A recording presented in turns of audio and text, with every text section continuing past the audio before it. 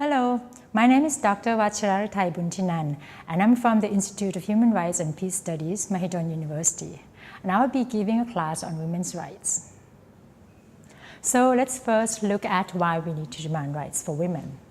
Women constitute half of the world population, yet throughout histories and all across society, women have not been treated as equal as men. For example, when men were granted the right to vote in the US more than 200 years ago, women were not given that same equal rights. They had to struggle for another century in order for that right to be recognized. Although in Southeast Asian countries, for example in Thailand, men and women were given the right to vote at the same time, women in Thailand and in many other Southeast Asian countries still have to struggle for rights in other areas, including right to education, employment, equal right in marriage and family life. Because women have not been given the same equal opportunities and rights as men, they're generally poorer, are at risk from violence, and their views are not taken seriously. And that's why it's important that the rights for women be recognized and promoted. But in order to do this effectively, we must understand why women have been discriminated against and what sustains such discrimination. So let's look at what it means by discrimination. The Convention on the Elimination of All Forms of Discrimination Against Women, or what we call CEDAW, defines discrimination against women as any distinction, exclusion, or restriction made on the basis of sex which has the effect or purpose of impairing or nullifying the recognition, enjoyment, or exercise by women, irrespective of their marital status, on the basis of equality of men and women, of human rights and fundamental freedoms in the political, economic, social, cultural, civil, or any other field. So basically, discrimination against women is any act of distinction, exclusion, or restriction made on women that limit, purposely or unpurposely, the enjoyment and exercise of equal rights for women. So why is there distinction, exclusion, and restriction made on women? In order to understand discrimination against women, it is important to understand the differences between sex and gender. Sex refers to the biological difference between males and females. That is to say, men and women have different biological and physical bodies. However, in addition to the biological differences, men and women are expected to behave differently in the society too. There are behaviors which are seen as typical for boys and men, and others are for girls and women. For example, women are expected to take care of children and a family, while men are expected to go out and earn a living. These social roles are called gender. Although there is some relationship between the biological difference between men and women and the gender role, it is important to recognize that gender is socially constructed.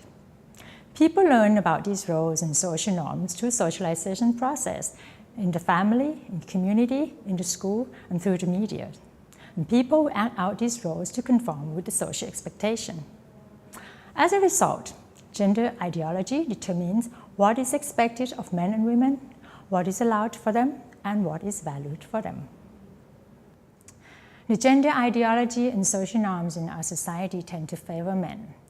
Men are believed to be stronger, more rational, so they are better in making decisions, or they are believed to be better in the public sphere, so they are natural leaders. And the qualities of women are believed to be of the opposite. And this has led to the unequal treatment and discrimination against women. For example, as men are believed to be more rational and better at making decisions, they tend to occupy a higher paid position, whether in the government or private offices. And as women are believed to be more caring, sensitive, and gentle, they are expected to be more capable at caretaking jobs, which are mostly unpaid or very low paid. Statistics from the UN Women indicates that women receive only 60 to 75% of men's wages. Because of these inherent inequalities, the international community has pushed for the adoption of an international law specifically on women. This is known as the Convention on the Elimination of All Forms of Discrimination Against Women, or CEDAW. Among other things, CEDAW tried to promote the ideas of what we call substantive equality. I will use a story of Aesop to illustrate what this means. A story of a crane and a wolf. A crane and a wolf are good friends. One day, a wolf invited the crane to his house for dinner. And the wolf said, "Okay, please come to dinner at my place," and the crane agrees. And when the crane arrives at the wolf's place, she found that the dinner was prepared and being served on a plate. The wolf said, "Please eat the food as much as you can." And the crane just looked at the plate and couldn't eat because she has a long beak. And the wolf was just enjoying his dinner. Of course, the crane was unhappy and went home hungry. And a few days later, the crane invited the wolf to her place and said, "Please come to my place. I will prepare a delicious meal for you." And so the wolf went to the crane's place. And once he arrived, he found that the food is being served in a vase. The crane told the wolf, "Please eat as much as you can. This is a delicious meal I prepared for you." And the crane started eating her dinner. And the wolf just had to sit there and look at the crane because he could not stick his tongue into the long vase. So the wolf was unhappy and went home hungry. So how do we make sure that the crane and the wolf can enjoy their dinners equally? Well, if the food could be served in a container that is appropriate to the need of each animal, then they would be able to enjoy their food. CEDAW recognizes that there is biological differences between men and women, and also there is social construction of gender which disadvantage women. So in order for women to access resources and enjoy the opportunity equally, there must be some enabling condition which would facilitate such process. This is especially the case for women who have been historically disadvantaged. And so there is something called positive discrimination, which basically giving favor to the groups that have been at disadvantage historically. And so this is the form of substantive equality which CEDAW tries to promote. Let's look at two areas where gender discrimination is common in Southeast Asian countries. First is the area of work. Women in Southeast Asia are quite active in labor force, meaning that there is generally a higher percentage of women participating in the economy, although in Indonesia and Malaysia the percentage is lower. In any case, women still face different forms of discrimination in the world of work. While it is more common, for example, for women and men to receive equal pay for equal work, there is still gender wage gap in many Southeast Asian countries.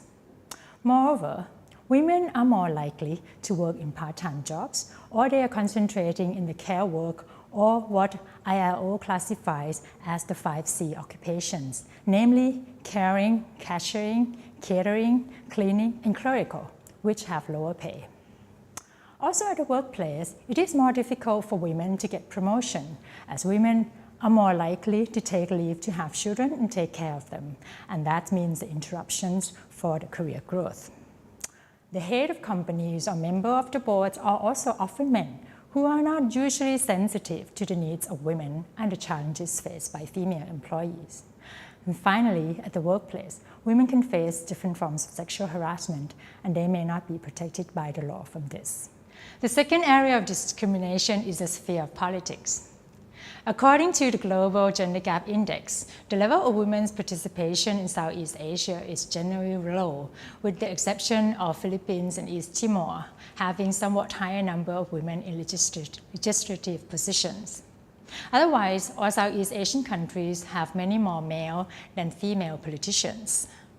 Although it is good that 3 Southeast Asian countries have had female heads of state, women still make up, on the average, only about 1 in 4 politicians.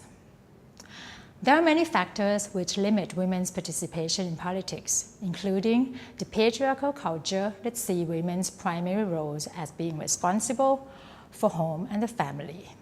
Thus, women have limited interest, support, and access to resources and training to enable them to contest and be elected for political positions. For some small numbers of women who are elected, they tend to be given less important jobs in the government. There are many factors which limit women's participation in politics, including the patriarchal culture that sees women's primary roles as being responsible for the home and the family.